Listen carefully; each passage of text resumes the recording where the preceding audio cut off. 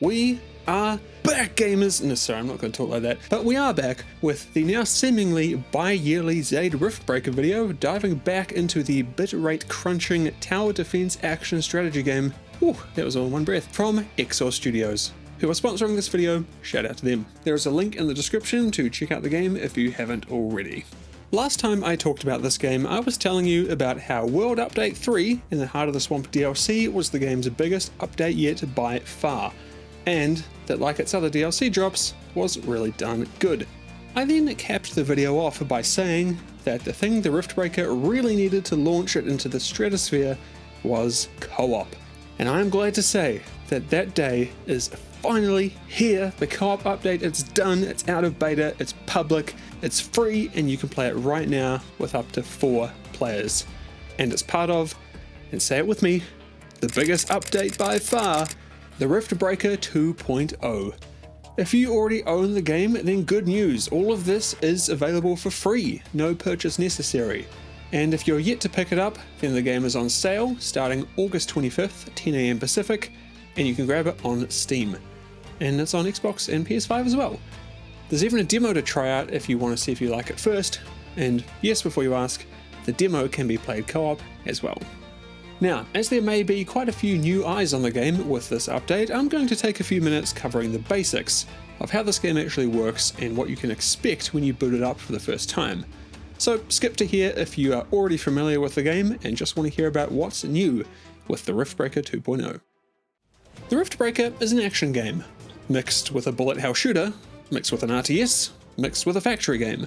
That is to say that it's quite unique, and it's unlike anything I've played before. In the game, you take the role of Ashley Novak as you explore a hostile planet to gauge its potential as a replacement for Earth, which apparently is not in a great state right now. You arrive through a rift portal in your mech suit with a personality robot and begin to set up a base while assessing the possibility of colonizing, while at the same time having as little impact on the local environment as possible. Sorry, I made that last part up.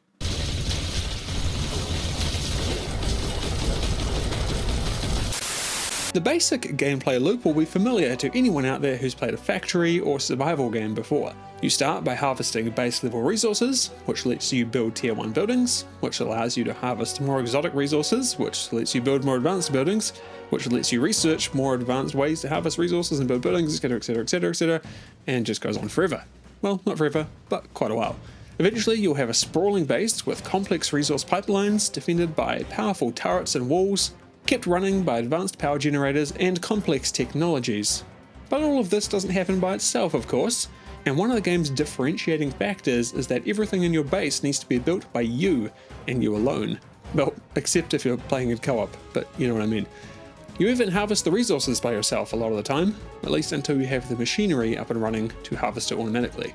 Your mech suit is an all-in-one platform for harvesting, building, and fighting.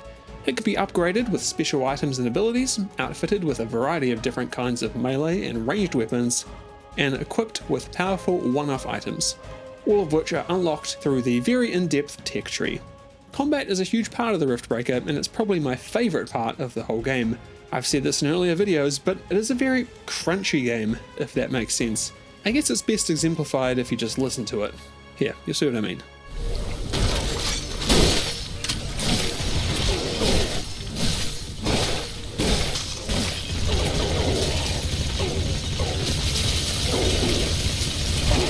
Whether it's swiping your sword through trees, ripping through hostile creatures with your machine gun or guns, or just standing aside while you watch your turrets do the work, the Riftbreaker has some of the most satisfying combat I've experienced in any game, period. It's very customizable and varied as well. Each weapon feels entirely different to use, and all of them have their strengths and weaknesses. And having 2 usable slots with 3 rotating options available at any one time means you can hot swap to whatever you feel like using. Most of the weapons have alternate fire modes as well via a charge up, which further adds to their usefulness, and, well, let's be honest, their cool factor. And at a base level, that basically summarizes the game. There are other things like multiple biome types, the survival game mode, and very customizable difficulty options, but you'll come to learn about all of those as you play. So right now, I think it's time to learn about the Riftbreaker 2.0 and the new co-op mode. because I reckon it's the best way to play the Riftbreaker, and if you've got a friend or three who are keen to join you, this is some of the most fun you can have online right now, and I do not say that lightly. As I said before, the Riftbreaker 2.0 is the biggest update to the game so far, and it truly is massive. No corner has been left untouched here. Whether it's visuals, campaign, performance, content, basically everything has seen some sort of uplift or addition. The headline features are as follows: the co-op mode with up to 4 players in both campaign and survival, an expanded story campaign that slots in at the end of the original campaign and it's about the size of previous paid DLC packs, a randomized mission generator and new super large hostile creatures which are very scary, massive megastructures that work best in co-op being built by you and your friends, huge balance changes and improvements to the loot system, quality of life improvements with things like a search bar in the resource tree and reworked visuals for more clarity, and lastly, significant performance improvements, particularly in the late game, which have been gained from Exor having to essentially rewrite the entire game and transition to co-op, which sounds awfully scary, but I'm glad it beared fruit in other ways as well. While it always did run well for me, it runs really well now. Alright, let's start with the big one, co-op. This is perhaps, no, I'm saying it, this is the best thing that the Riftbreaker could have, has had, will ever add. It is so good. I've played around 6 hours of dedicated co-op so far, and I've had an absolute blast. It is so much fun, and I'd say that this will become the de facto way to play for many people. The system itself is very robust and it's easy to use. You start a multiplayer game and invite up to 3 friends to join your lobby. And from there, you're basically all seamlessly loaded into the same game world, just as you would be in single player. Friends can hot join, they can reconnect if they get booted for whatever reason. You don't have to have the same list of players for every game. People can miss sessions, so you could play with 3 people, then play an hour with just 1 person, and then next hour, you have the whole squad. It's really robust. And the networking seems great as well. Connection issues for me were very few and far between, and the only thing we ran into was some slight rubber banding on my teammate's end during gameplay. But considering that me and him are literally on opposite sides of the world, I think we can give that a pass.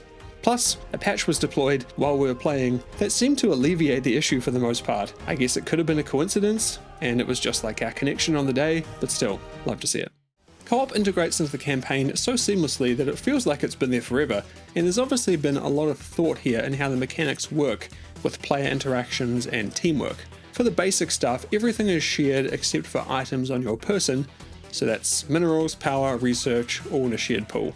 Teamwork is encouraged through bonuses granted by proximity and revives.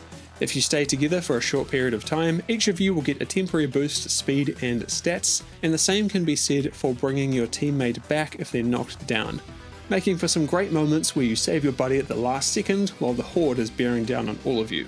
You can also teleport to your teammates at any time, a great quality of life feature that ensures there's very little monotonous tricking around the map to join up and fight a horde or explore a location.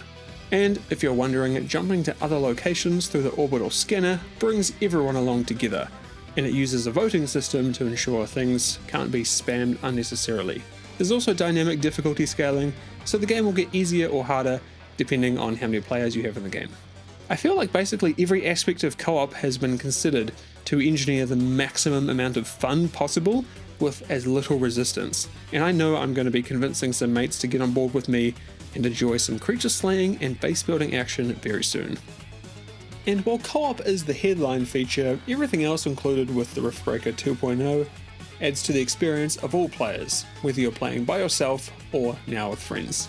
While I'm yet to experience the megastructures and dynamic missions that become available at the end of the campaign, I'm a big fan of the new, very scary Omega level monsters, and particularly all the new quality of life improvements. The game was already a pretty smooth experience in terms of learning its mechanics and just being able to play it without getting frustrated with how things function, but now, with things like that goddamn research tree search bar, it's even better. I really do want to shout out Exor Studios here, not just for sponsoring the video of course, but I just love how they handle developing games and making them fun to play. Firstly, the way they've continued to support the Riftbreaker is hugely impressive, releasing tons of free updates of varying sizes since the game's release, as well as premium expansions to really deepen the experience. But throughout this whole time, they've stayed committed to what I'm sure they have written up on their wall in the studio somewhere: make it fun. because that's the best part about the Riftbreaker, I think. The fun. Everything feels like it was designed with that in front of mind. Whether it's being able to easily revive teammates and get that boost in the process, mass repair and reconstruct buildings in the click of a button, or craft and equip weapons and items anywhere without needing to use some faraway crafting bench or something. It just feels like they remove annoying barriers and make it fun, which is really refreshing, and it's just great to play. Now, I have covered this in other videos, but I just want to talk briefly a little bit here about the technical side of things again, because I am constantly floored with how the Riftbreaker looks and plays. As I said earlier, it runs really, really well. There are a bunch of graphics options to tailor it to your PC if you're having trouble, but thanks to the improvements made in the codebase from the transition to co-op, and the fact that the game runs on Exor's custom engine that they've been building on for years now, if you've got a semi-decent PC from like the last 5 or 10 years, then I don't think you'll run into any trouble. And yeah, obviously the game just looks insane, it has some of the best lighting I've ever seen, the effects are really high quality, the models look great. Yeah, just an awesome looking game. Great environments, great weather, all around, super good.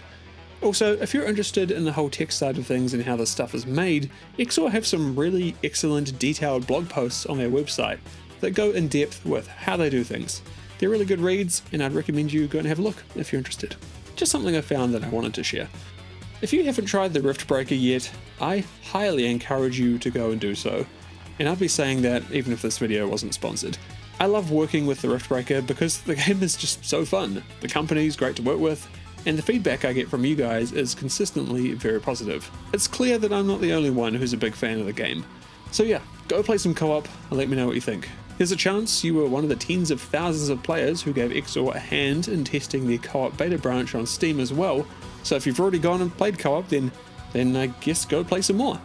And man, if you played the Riftbreaker on launch and you haven't come back to it since then, the number of updates and the expansions that the game has received is immense.